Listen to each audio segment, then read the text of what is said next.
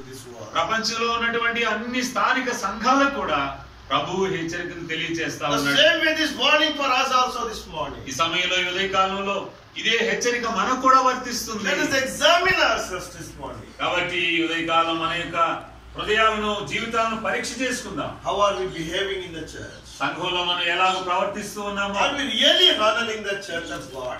ఇది నిజంగా మనం స్థానిక సంఘంలో దేవుని ఘనపరుస్తూ ఉన్నామా? And the responsible people, those who are kept by God in the church, స్థానిక సంఘంలో దేవుడు బాధ్యత కలిగిన వ్యక్తులుగా ఉంచిన వారు are really giving the message from God.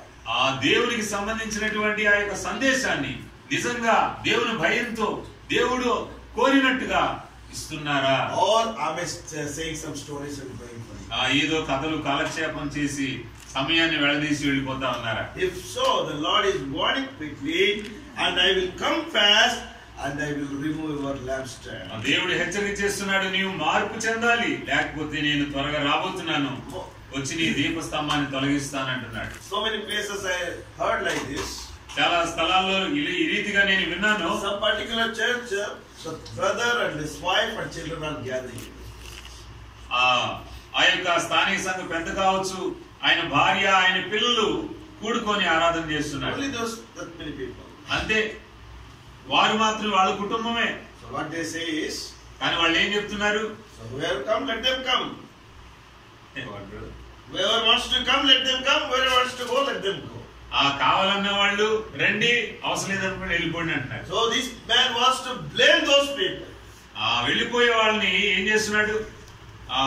వాళ్ళదే తప్పు అన్నట్టుగా చెప్తా ఉన్నాడు అన్నమాట. What's happening because of his behavior, his character, ఆయన ప్రవర్తన, blaming the assemblies today. ఆయన ప్రవర్తన, ఆయన యొక్క నడవడిక బాలేదు కాబట్టి అందుకని చాలా మంది ఆ సంఘాన్ని విడిచిపెట్టి వెళ్ళిపోతా ఉన్నారు. My dear brothers and sisters, ప్రియ సహోదరులారా, so we are all kept in this assembly. మనమందరం కూడా ఈ స్థానిక సంఘంలో ప్రభు ద్వారా We have a great responsibility for this assembly and for God. ఈ యొక్క స్థానిక సంఘాన్ని కొరకై మనకు ఎంతో బాధ్యతలు ప్రభు ఇచ్చాడు. Are we really fulfilling our responsibility? మన యొక్క బాధ్యతలను ఈ స్థానిక సంఘం కొరకు మనం నిజంగా ఉపయోగిస్తున్నామా? First of all, we should fulfill our responsibilities by praying for our church.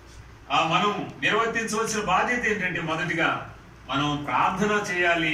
We should praise for our assembly wherever we gather. ప్రభువుని మనం స్తుతించాలి మనం ఎక్కడ కూడుకున్నా కానీ. Oh Lord, we thank you Lord for giving this assembly fellowship. ప్రభువా, నీవు దయచేసి నీ స్థానిక సంఘ సహవాసానికి